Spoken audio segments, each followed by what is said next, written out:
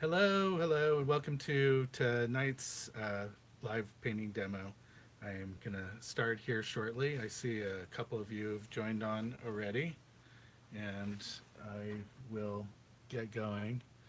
This tonight we're doing a painting of this young girl, Marie, little Marie, and this is actually for a commission. So I'm going to be painting a little bit slower, a little bit more deliberately than I normally do, and just I'm going to start off how I usually do with a little bit of measuring. If anyone out there can tell me how the sound is so that I know that I'm got good enough quality sound going, and that will um, help me just know that you can hear me. A little bit crazy. Okay, so just in the beginning, I just do a real loose kind of indication of outline where things are, try to get some of the landmarks in, go back and measure as I go to make sure I'm hitting the right places. Things like the top of the ear is an important landmark. And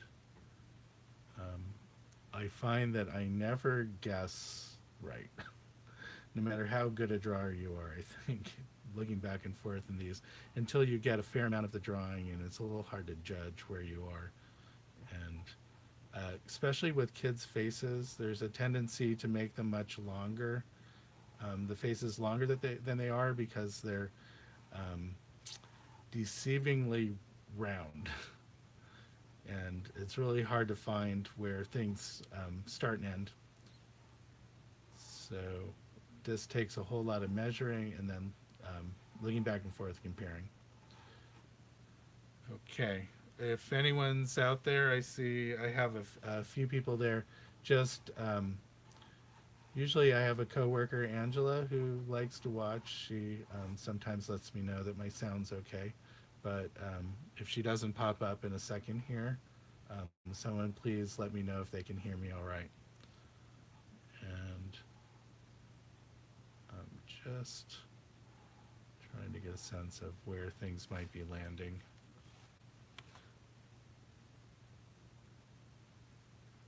Okay, corner of the eye. So you see that? See how far off I am? I think. Um, wow. Okay. So the eye is really down here somehow. Is that right? Something just doesn't look right, but yeah, I guess that's where it is. Maybe I'll just measure from the bottom just to make sure. I have I have some measurement off because the ear can't be that high. So the eye's in the right place. The ear must be off. So let me measure that again. So top of the ear. Yeah. So yes, the ear is wildly off.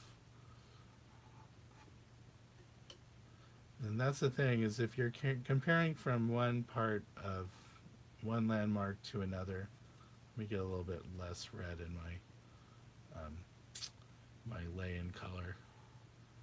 If one part is off a little bit and you're comparing everything else to that, then you're going to run into problems later. The tip of the ear up here, and where it meets the side of the head is a little bit closer to here.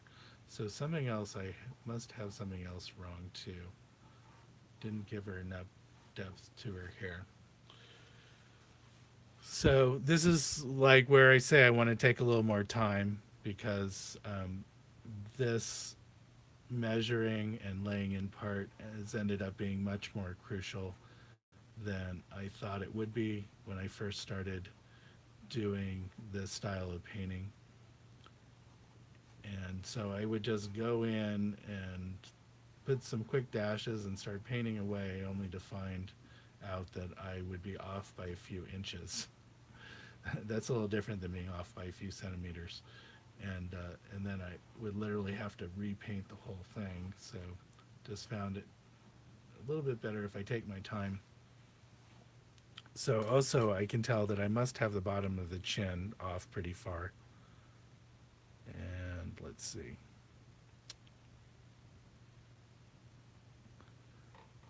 Okay. Yep. So the bottom of the chin's coming right down here. So now I can put in the eyes, where at least indication where they go. So this is pretty basic um, kind of measuring. So most people will know this already, but if you're looking at a face straight on, there's going to be an eye distance between the corner of the eye and the side of the face.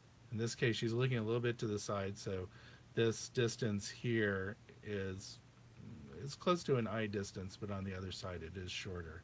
So it effectively it lets the brain know that her face is turned a little bit to the side, and the um, then there typically is an eye distance in between the two eyes, and then the eye is an eye distance, and then we're going to have the far end. And we've already established this distance is going to be a little bit smaller because she isn't facing exactly straight at us. Her head is just turned slightly, and that's going to change those dimensions. So the side of her face is there, comes down, and is relatively almost flat. These curves are almost flat at the bottom. That that tends to be really deceiving when you're drawing kids' faces. Is that some of those angles are um, are more round than you would anticipate, and the forms tend to be smushed much closer together than you would think. And the measurement between, or the relative measurement of some of these landmarks have to be fairly exact just because of how delicate the forms are in the face. If you don't have a certain amount of exactness, then it really does look like it's off. So I'm just getting kind of that dark shadow. It's very slender that's falling under her nose. The light is almost coming straight on, but from the side. And when I say straight on, meaning at eye level to us. So it isn't above, it isn't below, but it is coming in from the side. So there is a little bit of shadow side on on the right side of her face, and that shadow is not very strong. These values in here are all very close, and the photo that I got had a fair amount of filtering applied to it already. I manipulated it in Photoshop to try to get back to the more natural color of the photo. So here I am putting in the mouth, and then here it was the original line of the chin. I'm just going to try to ignore that as I draw in some of these shapes. So this will be the tip of the nose around here, the bridge of the nose is here. Her eyebrows aren't very much higher than the upper lid of her eye, and then her forehead. So her forehead is actually much shorter than the way I have it here. So if I measure from here, really her hairline comes in right about there. Okay. Again, feel free to ask any questions tonight. I'm happy to answer questions about painting, about a commission, the fact that this is a commission, and just I can tell you a little bit about my commissions. I've started doing them more and more often because of my presence on Instagram.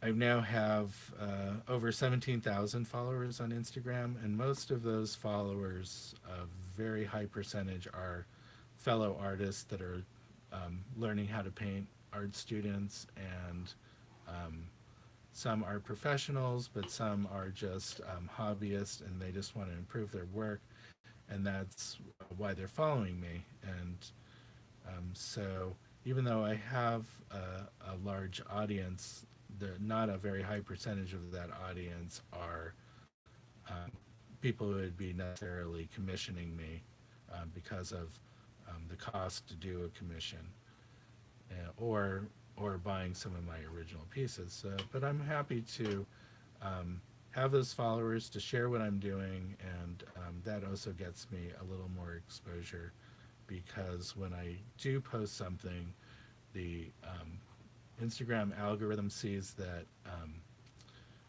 my posts are getting lots of likes, and then it shares it with a larger audience. And something actually interesting that I've been I've been having a little bit of a war with Instagram in that a lot of my posts are being, I call it censored, but they're really being blocked from any of the hashtags. And hashtags are very useful for getting your video seen by a wider audience because the way the Instagram posts work is that they'll share the post with your followers, and then based on the how quickly your posts are liked, the amount of response rate to your post, then Instagram decides whether to put it on explore pages and how many explore pages it gets posted to. And that's one way of getting exposure. The other way is to be able to rank inside of hashtags. Especially if you're a small channel, this is almost the only way to get your videos seen. And so that kind of the exposure to hashtags are are necessary. I'm not as reliant on hashtags just because of the size of my channel now. I can get a little bit more. Um, Not actually sure where Instagram is suggesting my videos because it's a category called um, the other, meaning that when I look at my analytics, it breaks down where my video is. My posts are being seen, and then they have something called the other, and it doesn't really explain what the other is, but that's where my video gets shared. I keep on saying video. I'm so sorry. That's where my uh, images, my posts get shared with audience that aren't already my followers, and that's the only way really you can grow if new people are seeing your work. And so um, about being blocked on hashtags. So I'm being blocked on hashtags because Instagram has this community guidelines policy, and it's basically to keep um, objectionable objectionable material from not really just being posted. I've heard of cases where channels are taken down, but in some cases, some channels are they're just blocked from hashtags and maybe blocked from the Explore page too, where it would get a little more exposure.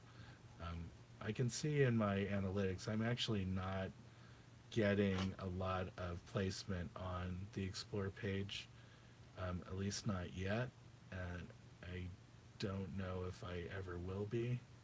Um, and someday maybe I'll look into seeing what it takes to get the stuff put there.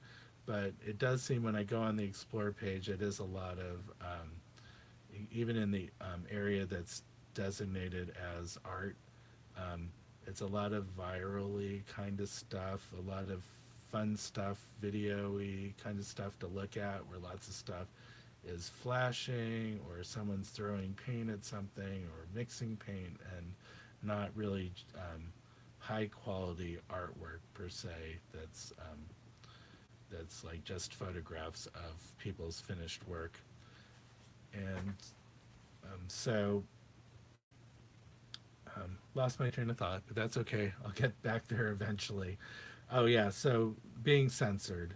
So they have these community guideline policies, and it's usually a lot of it is to keep nudity off of YouTube, but they do say in their guidelines um, that nudity in artwork is fine. But the way they tell whether something has nudity or not is some sort of artificial intelligence that looks at your image and decides whether it's nudity or profane or not. And I guess it must decide whether it's artwork or it's a photograph. And maybe it says something about my artwork that it can't tell that it's not a photograph, even though my work's very painterly. But so it does this in kind of seems a very rudimentary way by looking at sort of the amount of flesh tones and areas that may be like genitalia or something, and then decides, well, if it looks like it's genitalia, then it's not going to show it on hashtags. And so what I've been finding is one of the um, what I like to do in a lot of my posts and what gets really good response is because people are interested in learning how to paint, they really want to see close ups of my work. And so, what I've been showing is a lot of close up shots of the face. I'll make a little slide post where you do several images in one post. And so, it'll be a close up of the face and then the full painting, and then I'll go in and have a close up of the eyes, nose, mouth, and sometimes ears, and then different parts of the paintings of interest. And what's been happening is Instagram decides that a lot of those close ups, and a lot of times it's the mouth or the nose, that it decides that the nose is a naked breast or the mouth is a woman's vagina, and decides that it's going to block it. And so I, so a lot of my work ends up being blocked just because of that, of it being close-ups of the faces in my paintings. I know that sounds probably to some people rather ridiculous. I think it's ridiculous, but the way Instagram also is set up, there's you really have no recourse. It just blocks you, and that's it. And you can do things. You can repost and put like digitize out parts of the image. I mean, it seems kind of silly for me to digitize out the lips that I'm trying to show people, like what the how the lips are painted.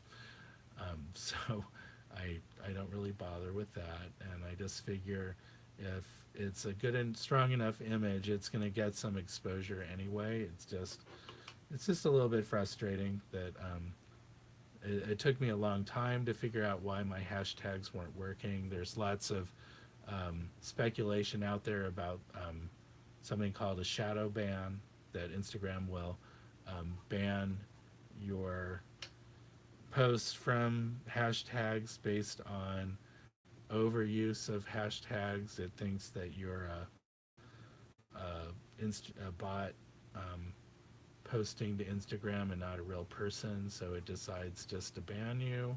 Or if you're using hashtags, that some hashtags have been banned from use, and if you post to those, then it just bans you from all hashtags.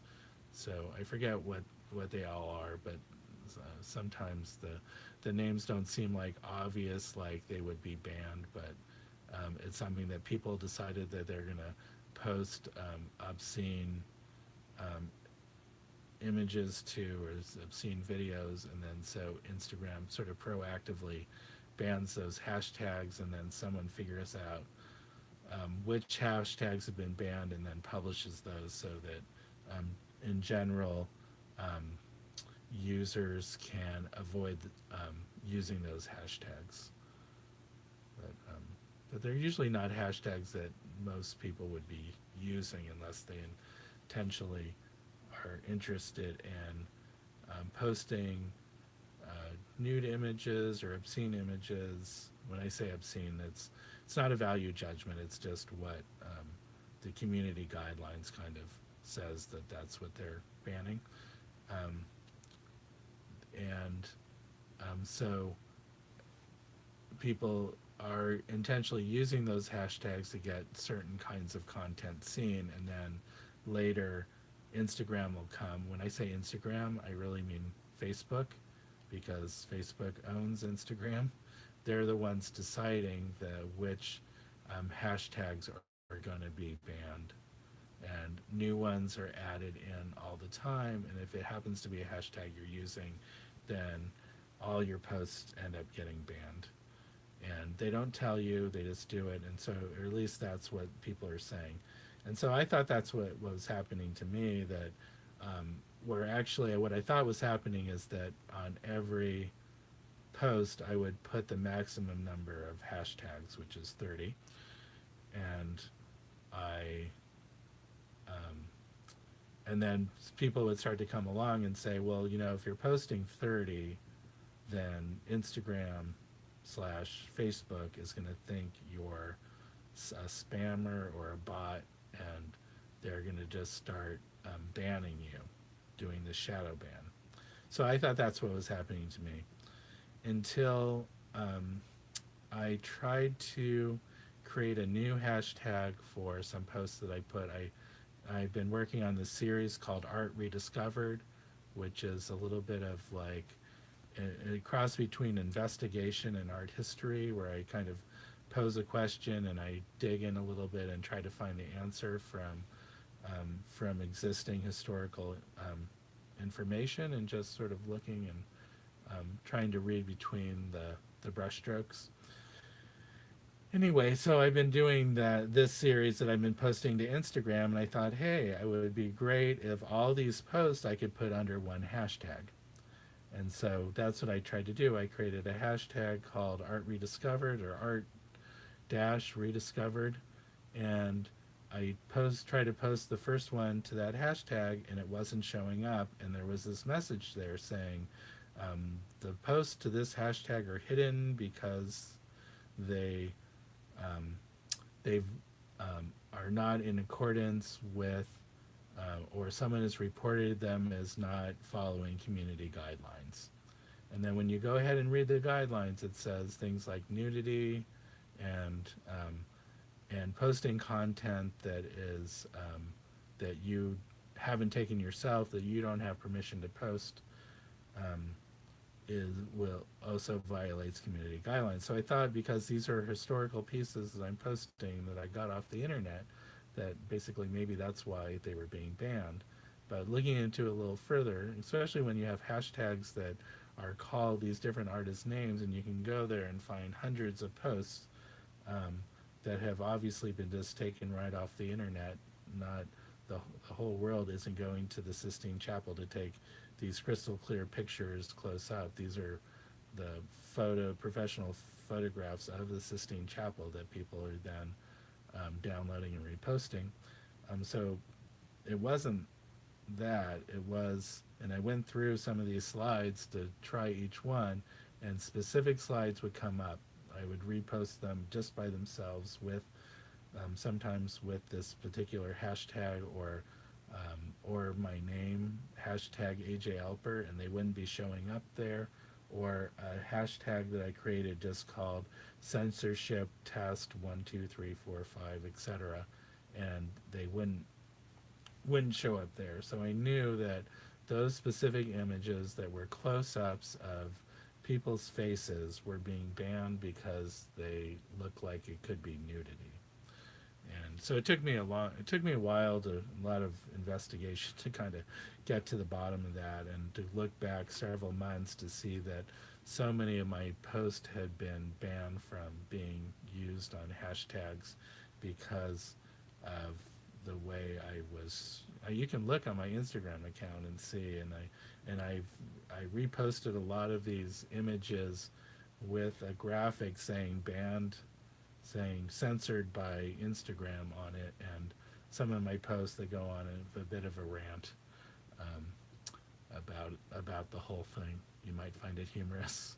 I find it mildly humorous, except that it's my channel, and I'm serious about um, growing my audience as part of my business plan. And it's a little frustrating when um, bad software writers can't write software that can tell the difference between somebody's mouth and a nude photo, a painted mouth and a nude photo. So on several levels, it's just not, it's not good, it's not right. And, and the fact of the matter is that should be questions about, in a way, freedoms of speech. It's just, it's not even nudity, or in some cases it's, maybe nudity of artwork that's in the Prado or the Metropolitan Museum, and people drag their families there all the time, and in even their own guidelines they say that nudity in artwork is fine.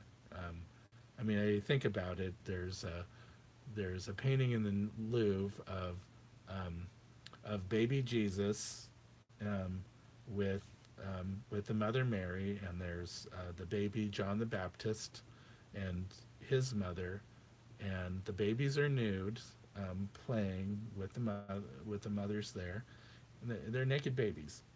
And I think that if I repost that picture, it's going to censor it. Now, this is a famous painting in the Louvre of the baby Jesus, so um, and it just seems wrong that that Instagram just uses some sort of artificial intelligence filter to decide that A, that it's not artwork, and B, that there's nudity that people shouldn't see.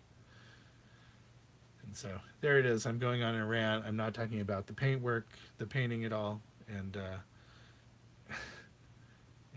I'm just, in a way, I'm just kind of zoning out a little bit and blocking stuff in. I'm not being very exact yet.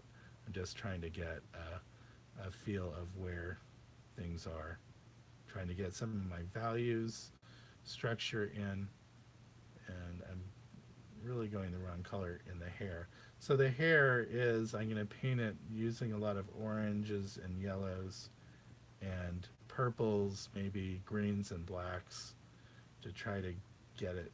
Yeah, green with this orange and yellow looks like a good color. The photo, the color is a little bit too yellowy, more than I want. I want it to be a little more orange, and but preserving that, the value structure. So do have to bring a little bit of yellow in there to get the color intensity that I want. Okay, now I need to adjust these eyes a little bit. So as I go through, I'm going to try to be get the eyes in the right position and pointed, looking in the right direction, um, the right amount up and down, or right amount from side to side. And all that is just being very careful with the placement and of the values. Babies' faces are notoriously difficult to paint. It's mostly because they're just so darn round, with not a lot of structural landmarks to them, meaning like, where does a cheek turn, where does something start and some other piece end, and um, and so that does make it really, really hard. Okay, so anyone out there have any questions? I can see there's all four of you here. I was hoping for, I thought if I do these, weekly, and advertise or announce it enough in some of my different, what are those called? Social media platforms, that I would get a little bit larger following, but that hasn't happened yet. And I'm gonna just keep on doing them regardless. But at some point, if I'm finding that people really aren't interested, then I may just do stop and do it some other way. Try to have that information up and not do these long form tutorials. But anyway, I'm glad that the four of you are here tonight. I do know that some people do watch after the fact, and thank me for that. So it's not just about who's watching tonight, it's also um, worthwhile in the sense that other people do catch it later. Especially those, I've recently changed the time to start at 9 o'clock. It initially was at 7. Um, that was really hard for me to do that time because getting home from work, getting dinner on, and then getting all set up, and there's one occasion where my wife was out of town, so trying to do all that on top of um, picking up kids from different places was very challenging. So yeah, so something about the face already doesn't feel right. So I think I need to put in a little bit of the background so I can start carving away at this thing. Um, and the background is very light. I want to keep some of that kind of minty coloration. So that's a little bit of white and a bit of the phthalo green will give me that nice kind of minty color. And then I can go in and do things like carve into the cheeks a little. You can see the distance between the corner of her mouth, the nose, the corner of the mouth is actually going to be out here a little bit more. And then the cheek. And so I have some of that out too far and a little bit too low. Get on the corner, indicating with the wrong color, but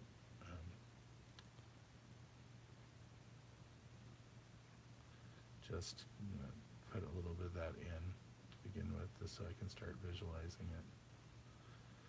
Okay, that's a little bit better. And just to be a little crazy, I'm just going to put a little light spot where the highlight is in the nose, because that's going to help inform me a little bit too where some of these things actually start to turn. And I can see part of the problem is that I don't have her upper lip quite high enough to kind of have the right feeling. And then I have that shadow really clumsily painted. So I'm abandoning this mint color for now so that I can go and paint some of these other pieces a little bit more. But guess what? The whites of her eyes are going to be close to that color, so I can start to indicate a little bit better where that is. Hello, lady.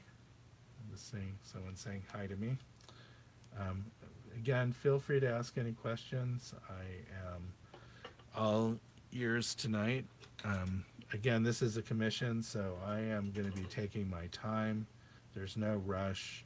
I'm kind of going very zen on this. I'm going to be painting and talking and not really worried about getting this done in a timely fashion. Sometimes it actually goes faster too when I work like that, oddly enough, because I just get into this sort of trance where things just sometimes come together. Even a trance where I'm talking to my audience. Okay, and that blue is totally wrong, but and so now that I can start putting in some of the whites of the eyes and start to see where I don't have the shape of the eyes quite right yet, and that'll be helpful to um, get them feeling like they're doing what is going on in the photo. And I need to mix a little bit of that phthalo green with white to really get the right eye color, because it is her eyes, even though they're blue, they have the lights of the eyes have a lot of yellow in them to make them very green looking, and I want to keep that color. So not being very exact right now, I'm just sort of loosely putting things in, but at some point I will tighten up and really make sure that I'm putting everything down just where it needs to be. I need a little pink. I don't have anything mixed, but this, sorry, quinacridone red with white makes a very vivid pink.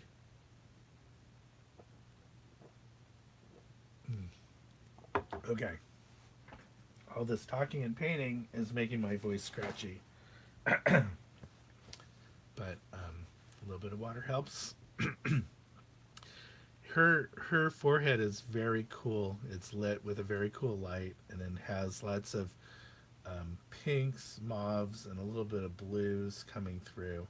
And so I really want really want that characteristic in the painting itself.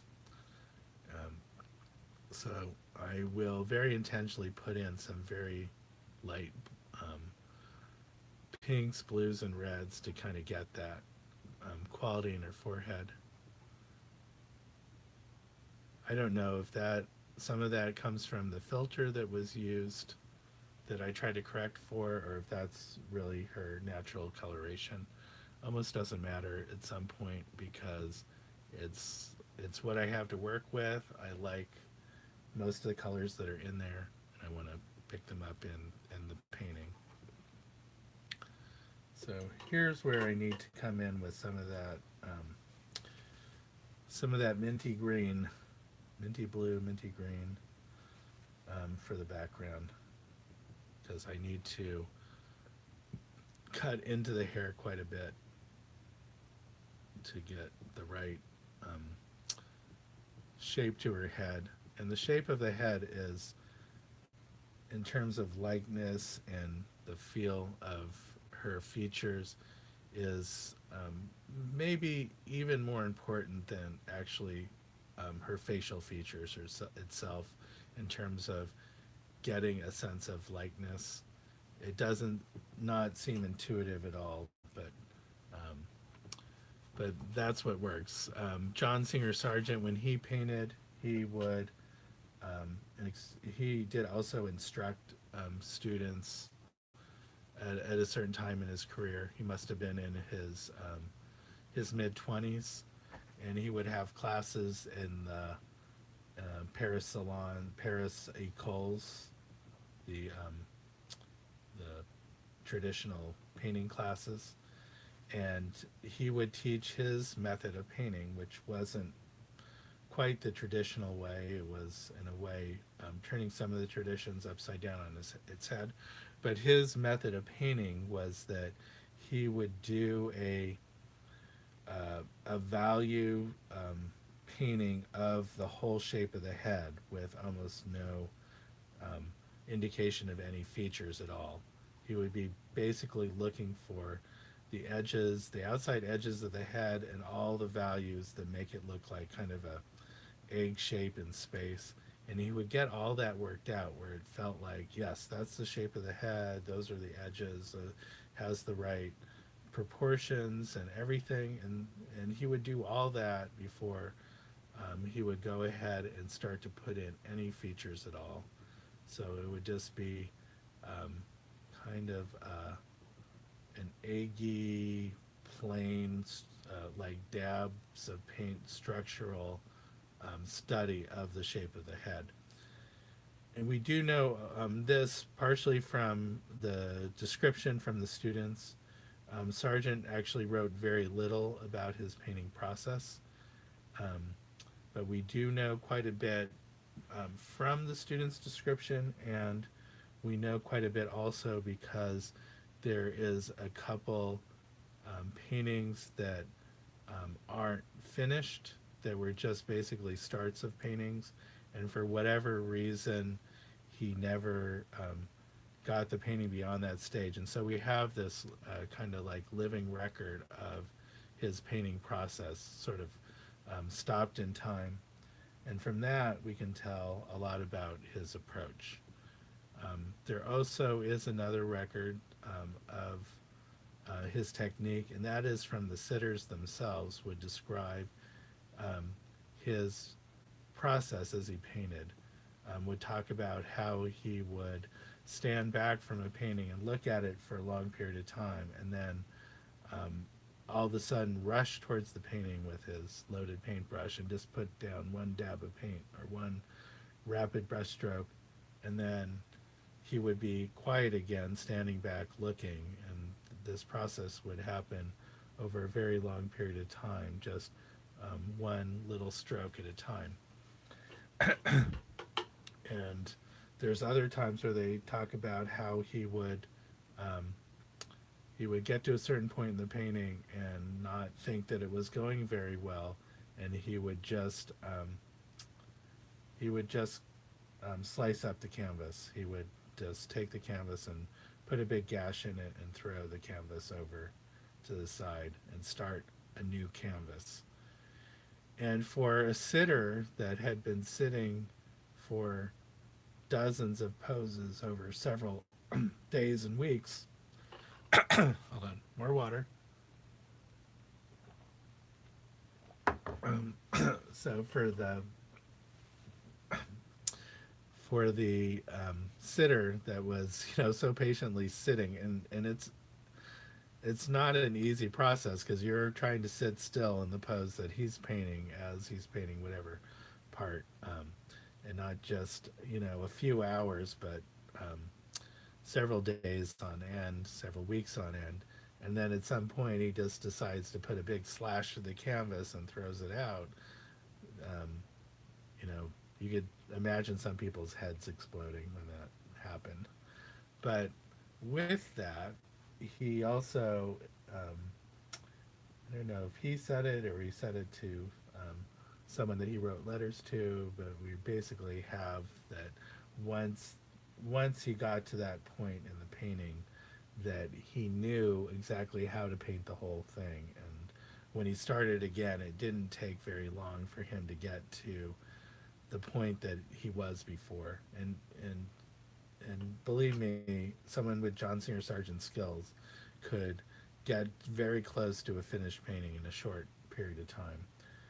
But it's all about level of control, um, how much control, accuracy, and statement about certain areas of the painting that he wanted to make, and whether that statement, whether the quality of the brushwork um, or the sense of light or some other part or another was to his liking.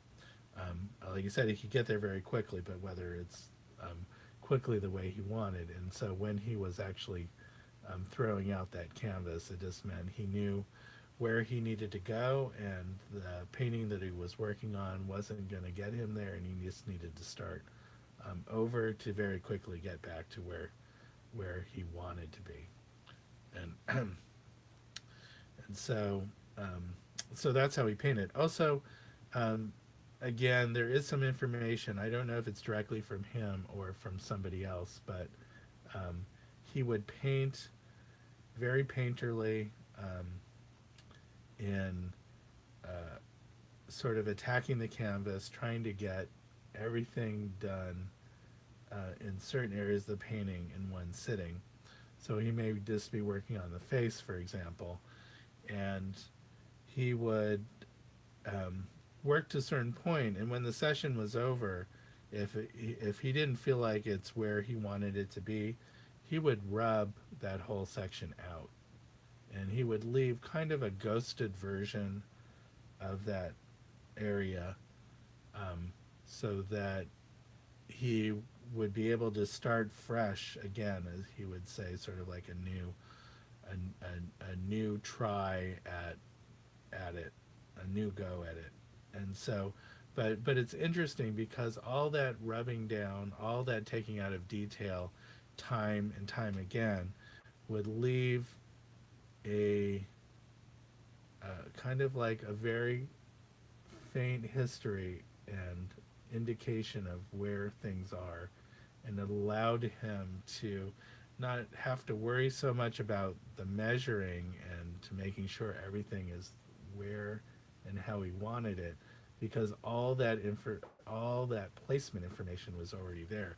It was just about getting the quality of the paintwork to be the way he wanted, and could, um, when he was coming to it each successive time, he was building up ideas and information about how to get to where he wanted. And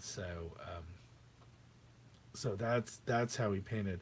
I I just keep reworking over paint when I paint, just rework over the areas that I've already painted, and um, in a sense, sometimes painting thicker and thicker to paint over areas that I want to change more drastically, to be able to have that thicker paint completely cover over um, what's laid down already. With sort of alla prima painting, you While prima painting, you are, in a sense, mixing colors right on the canvas itself, and you um, there's this sort of factor you have to factor in the color that's down there and the color you're laying on top, and sort of in your brain you're trying to work out, well, what is the right color to be, given that everything is just going to sort of mix together. And um, and so I tend to paint fairly milky, consistent. I hope soon I can figure out a configuration where you can see my palette at the same time as I do this, because I think it would give you guys a lot more valuable information about the color mixing, and you could just see how crazily I am mixing these colors. But at the same time, it looks crazy, but I kind of know where all my notes are, like on a piano as I play. So I, um, while it looks chaotic, I kind of do have a method to my madness. Um, but I think in seeing that might be helpful to people, how I'm constantly blending into different areas of color, and then the consistency of paint too. So while I might start out very thin and then work into milk, like thin with washes, and then on top of that a milky consistency, and then on top of that start to get thicker, especially in the light areas of the painting, so that I'm building up a little bit of texture to bring those areas forward, and also um, overcome the colors that are underneath. And the thicker paint on the brush allows you to almost lay down the paint like butter right on top, um, and sort of get a little bit of a pure color down on the panel. I want to say canvas, but I work on panels, and um, so I can see that the dark part of the ear has to move over to really give her. I gave made her face too wide, and it's partly because the where the ear is meeting the face is not in the right place. Um, okay, I see that Dorothy likes hearing about the art history. You may find that if you watch enough of these videos, I may end up repeating the same art history over and over again.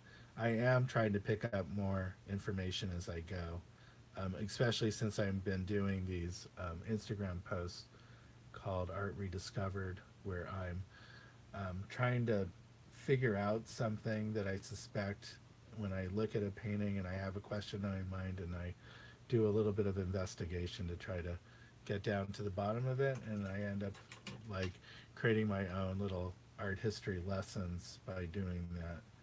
And so I end up picking up a little bit more and more information.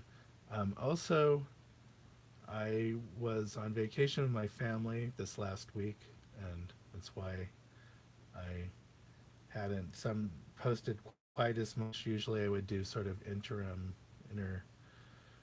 week posts outside of these live demos, and I didn't do as much, except that I did do when I was in Boston with my family. I was at the Museum of Fine Art of Boston, and also at the Isabella Stewart Gardner Museum. If you have the opportunity to go to either of those museums, they are both wonderful. And um, the Isabella Stewart Gardner Museum collection is it's a personal collector's. She was turn of the century. Uh, what do you call it? Like a I forget what the term is. Just like a socialite, had lots of money, liked to commission artists to do portraits of her. She has two portraits by John Singer Sargent. Um, One of them, which was done fairly early in his career, 1888. this was soon after he was disgraced in Paris after the painting of Madame X. He no longer was able to get any commissions in Paris. He moved to London. A lot of the London social class, royal class, uh, wealthy, weren't interested in hiring him either because they saw him as a Parisian, which was ironic because the Parisians saw him as an American. Um, so he wasn't having a good time all around. And then, so he was able to get some commissions in England, but and he moved to England on the advice of his friend author Henry James, and but he also did take a trip to Boston, United States, and um, he got a huge reception there. They appreciated his artwork. They didn't see him as an outsider or a Parisian or um, an expat because he had lived his whole life in Europe. They just saw him as this amazing painter. And Isabel Stewart Gardner was one of his first patrons in the United States in 1888, very early on, sort of kind of his middle career.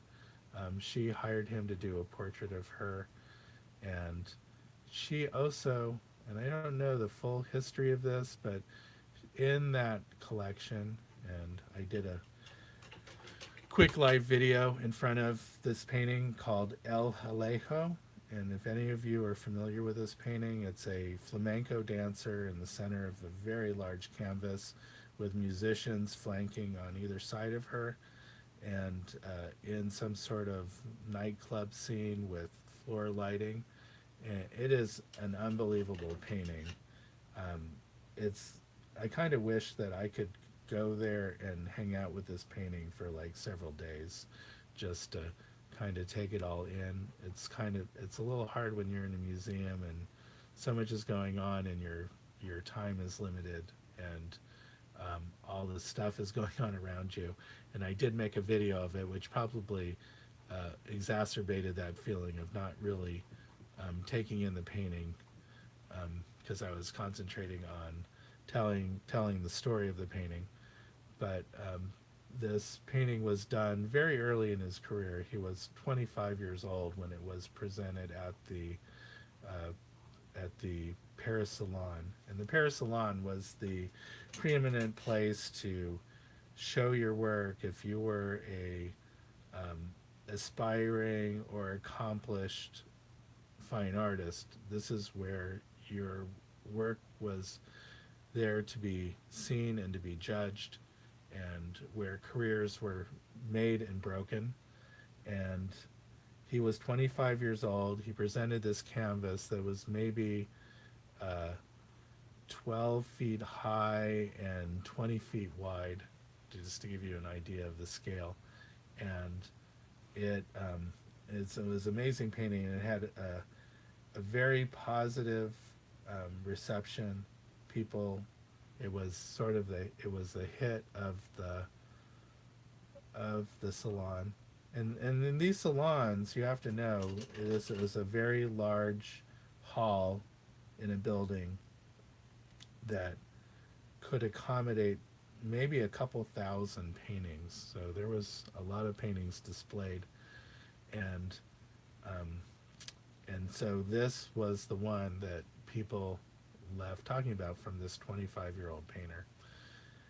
It's interesting to note that Manet's bar at the Folies Bergère, if you're familiar with the painting, it's a woman standing at a bar looking at you, and a mirror behind her where it looks like a gentleman is talking to her. Um, and it's supposed maybe that you are the person that's in front of this woman in the mirror, or the artist is. It's a little bit of a painting has a lot of ambiguity to it. I think some of that is intentional, and um, and so, but this was like the last publicly shown painting of Manet's career, and one of the earliest paintings of John Singer Sargent. It's kind of interesting to note that these were shown in the same year at the same salon. And if anything negative could be said about El Calejo by the critics, is that it was painted with such loose brushwork. It was almost defiant and against going against the academic style of painting, that it was painted so expressionistically, for lack of a better word, even though expressionism wasn't around yet. Um, but there was quite an expression of type of brushwork which has come to be known as bravura, which is this idea of the artist showing off their skill um, through the looseness of the brushwork and the accuracy. There's just basically nothing to hide when you paint that way. You're able to see the whole process, and you're able to see how how skilled the painter is by how accurate these brushstrokes are. A little bit how I'm painting right now, but I'm just kind of winging it. But you can see a lot of the brushwork and the process, and I'll try to keep some of that in the finished painting itself. You just need to cut into the neck a little bit there, and maybe I'll keep some of that the soft edge that just created if I can, or I'll try to keep some of it. I know that I don't generally have enough soft edges in my paintings, and I want to be able to put more than I have been putting.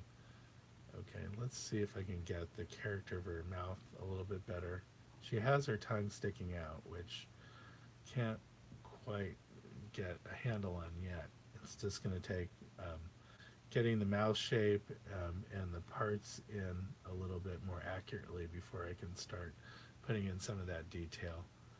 And I have something off a little bit. You can see like the corner of her eye is like right above the edge of her nose, and then right here I have her nose over way too far, or something's over too far. So I'm gonna have to remeasure, make sure some of that's right. Um, so the edge of her nose is, can you see where I'm here? I have it off by a good 3/4 of an inch, which would make it really hard for me to get things in the right place. Um, and so probably her eye is just a little bit off too, not quite as far over as I have it. And so as I um, fix some of those shapes, it will probably, or some of the placement will probably fix some other issues that I'm seeing in terms of it not, um, some things not looking quite right yet. So let's get that nose in the right place. Toot sweet, and um, so I can get back on track here. But again, like I said, no rush. I'm not gonna, probably not gonna finish this painting tonight. Um, so I have to go back and remeasure the corners of the eyes. I thought I measured to begin with, but some of these things can float around a little bit. So again, this corner of the eye, this black or very dark area is off. So I have to go in and re-establish the placement. Again, I know some people who hold off on painting any details until they know exactly where everything is so that they don't have to repaint it several times. And kind of that mindset usually, but I don't mind repainting or moving something over if I have to. I just do it so often it really doesn't take me much time at all. So if I put in some details of the eyelid or of the highlights, the pupils, whatever, it doesn't take me very long anymore to repaint that because I can just indicate it really quickly. Okay, so I have to wipe out some of these areas here where I have leftover pieces of the nose, and corners of the mouth, which obviously aren't quite as far over as I have it. So, but hey, we're only an hour into this, and I'm pretty far along, so I don't mind. So, I was saying something about the salon. Let's see how good my brain is these days. Multitasking, um, memory fields. So, I was talking about the salon. John Singer Sargent, he was the hit of the 1882 salon. Manet also had his final painting, not final painting, because he was doing lots of paintings in his sick bed. Friends would bring him flowers, um, not as a gesture of giving him something pretty to look at, but more giving him something to paint. And he would, even though he was on his deathbed, he would continue to paint these flowers. There's a really nice book out called Flowers of Manet, and it's, or Last Flowers of Manet, and it's all these cut flowers and vases that he painted at the end of his life. And the brushwork in those paintings are just unbelievable when you see them. There's almost unrivaled. And there's some painters out now that do a very good job with flowers. Daniel Keyes is one of them, and um, I think his work is extraordinary. But you look at these paintings by Manet, it's just like it makes you want to cry a little bit. And I always like it when paintings make me want to cry a little bit. So trying to get everything moved over, but I may have gone a little bit too far. So let's see if I can adjust some of these shapes. Got to go whiter because it's too contaminated to get the right value. So just going in straight with pure white. And then I'm going to get that indication of the tip of the nose with a little bit of light too, so I can start to visualize it again and to start to see if it feels like it's in the right place. Something about that shadow shape doesn't feel quite right yet.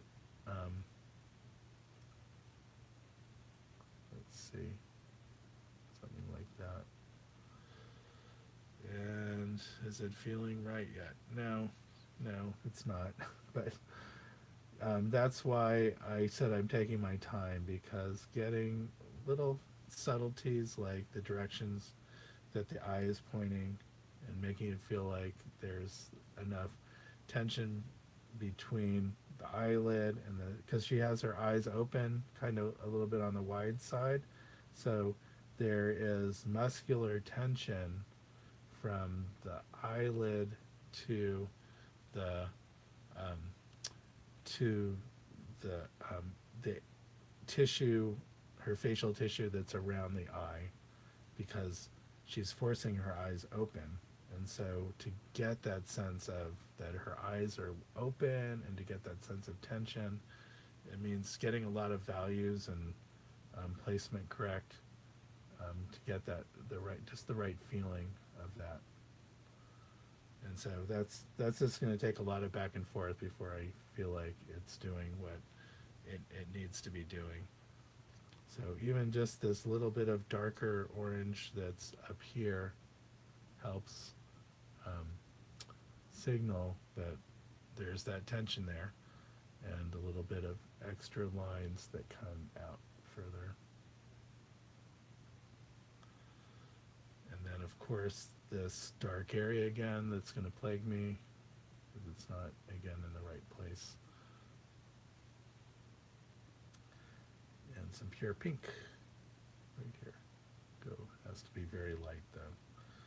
So some places where you do want very light tinted color, you have to be very careful that you're not contaminating that color, which is really hard. I leave a lot of color in my brush, and I have a lot of my thinner gets kind of dirty after a while, so what I have to do is just really wipe the brush really clean, get a clean paper towel, get it so that no paint is coming off of it any longer, and then I can make sure that I'm just getting just the 2 or 3 colors that I want on the brush, so that I really am getting as clean a color as I want. And then in this case I have to make sure I'm getting light enough.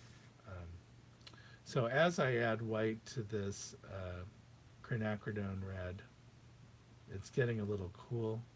I think actually it's not that far off, but sometimes you have to go in and maybe add a little yellow to it, lighten the quinacridone red with the yellow, and that will kind of shift the color over. Just going to indicate that the lid is coming down really close to the edge of that eye, and the eyeball is turning away, looks like pretty quickly right in that spot. So lots of little shapes. And then again, I have to make sure that the eye is reading right, that it feels like it's wide enough, that there's that shiny, bright green quality to the lights in her eyes. So I'm not gonna get it right now. I'm gonna have to come back as I paint other things in around it. Then I can come back and get it just the way I want. Don't really have it set up right now to get it done at the moment. But I just want to try to get the feel of it. Trying to get the feel of it. Okay, so I'm just going to put in a highlight just for practice right in the middle of that pupil. And what I'm doing is I'm just getting a little bit dab of white paint. I'm sorry, just because of the delay in the video, I thought maybe the video froze.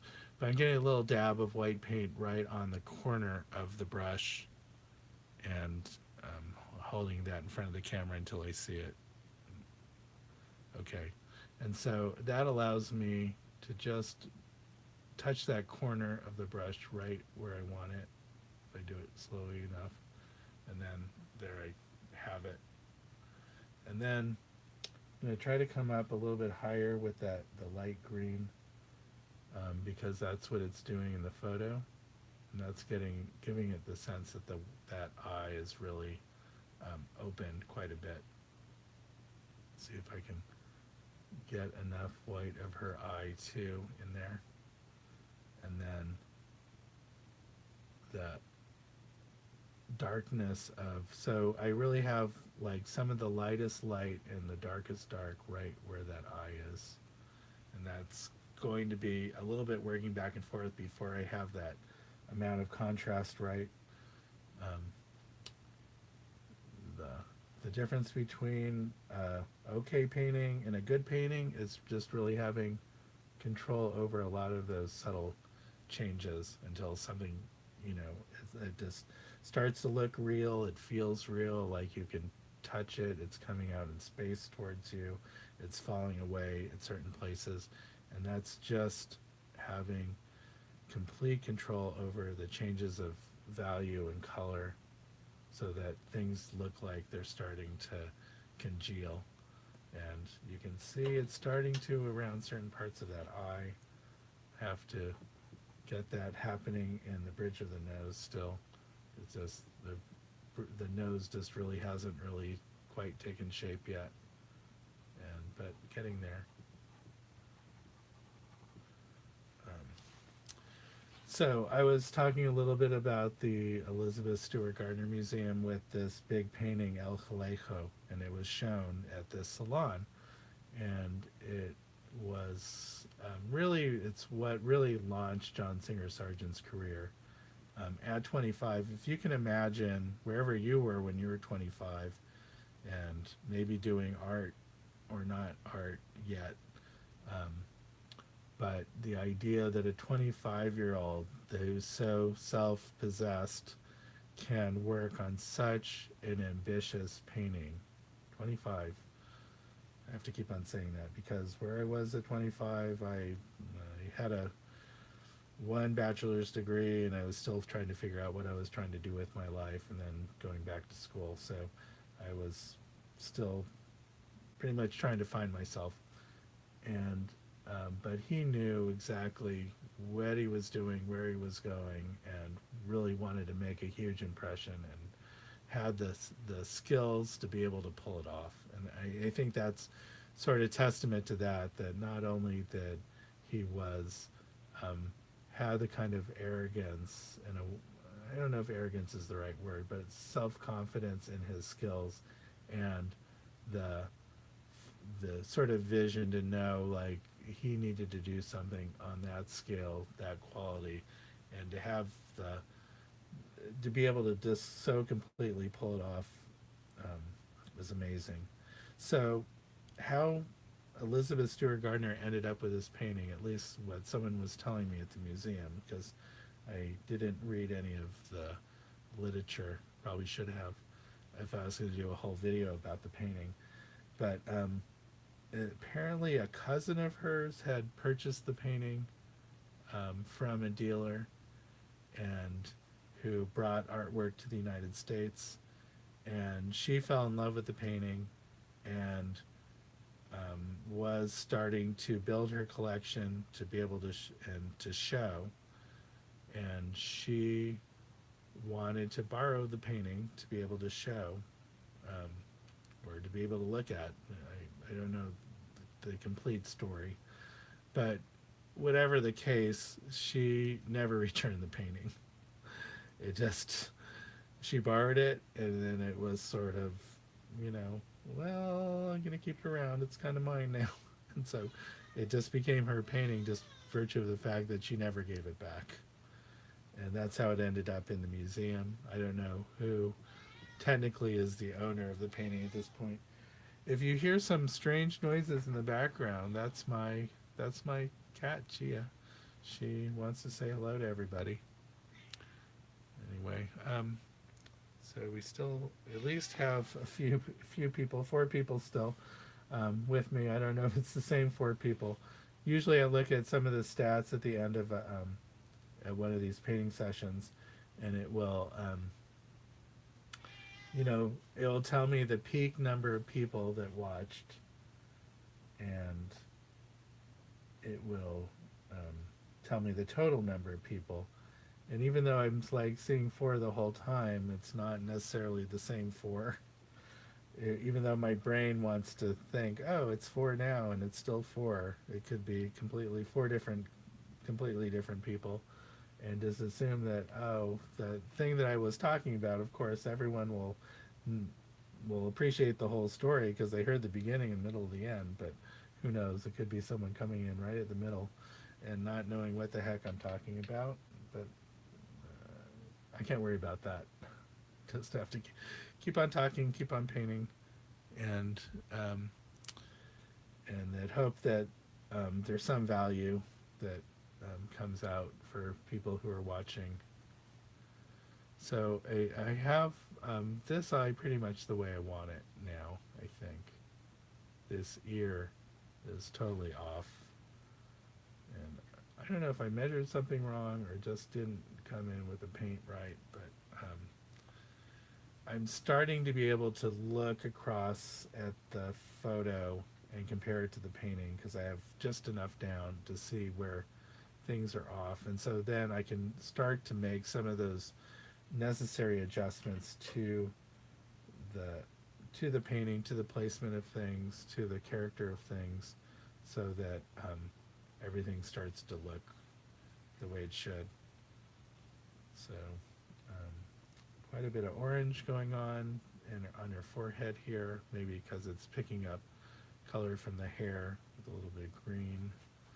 Um, so yeah, so there's orange in the face. There's going to be pinks, blues, purples, and it's one of the reasons why I really don't recommend pre-mixing flesh tones.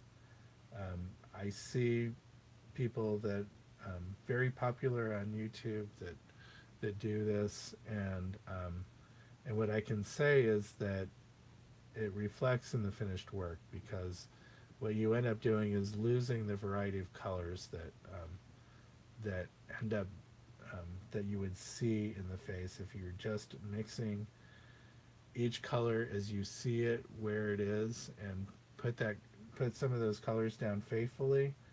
You'll never get there if you pre-mix your flesh tones. You can, if you pre-mix your flesh tones, you can do kind of an initial lay-in, putting in values where they go and over in larger areas of color.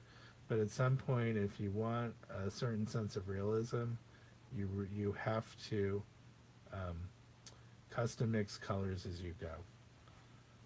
Okay, that, and now I can start to see that where I have her cheek um, changing direction is not the right place. Have some other things that are starting to feel off a little bit. I mean, not off, but I can see that they're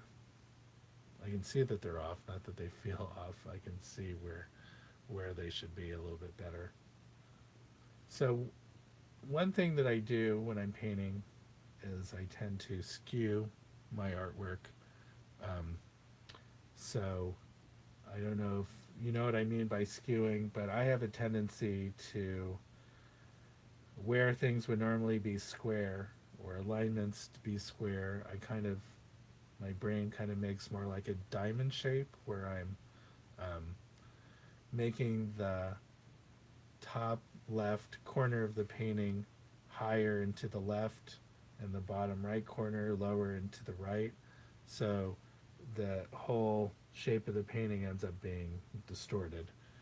And my brain actually does that. I can't see that it's wrong unless I look in a mirror where my brain wants to push it in the opposite direction, and I can see how off it is. And so that's why a lot of artists do use mirrors. Some of them turn the whole painting upside down, and that helps them see um, that where things are starting to skew. It's just the way our brains work will tell us that um, it wants to think something's more one direction than the other, um, and will consistently make the same similar error in the same direction painting after painting. And you really have to do then work against that if you want the painting to look right, if you want the eyes to look like they're aligned, if you want the shape of the head to feel right, those kind of things. Um, or have things look like they're not completely lopsided. And um, and it's weird, once it may not look lopsided to you, but once you see it in the mirror, once you realize that it's off, then it's kind of amazing how you look at it and you couldn't tell or couldn't notice that how far off it was, because then you look at it again and it's just like, well, that's crazy. Why would I just think that that looked right? And it's just our brain fooling us a little. Okay, so I can see that her right eye, sorry, her left eye, I have to think backwards, is just not, it doesn't feel like it's wide, as open as the other eye does. And that's, so I have to kind of reset it a little bit. Sorry, my voice is getting dry, and now I'm burping. It's like wonderful for a live video. Sorry about that, folks. Um, um, and so I also need to establish the bottom of that. So yeah, slow going. It's slow going, but things are starting to gel a little bit.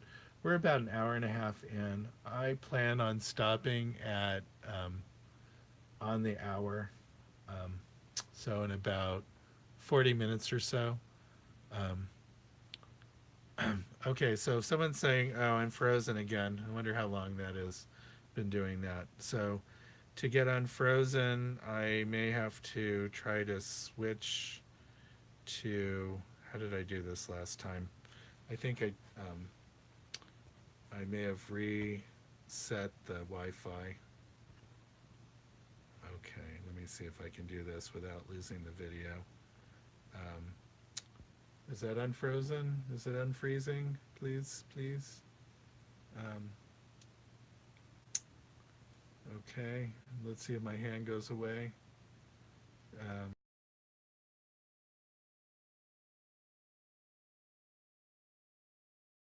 and not yet.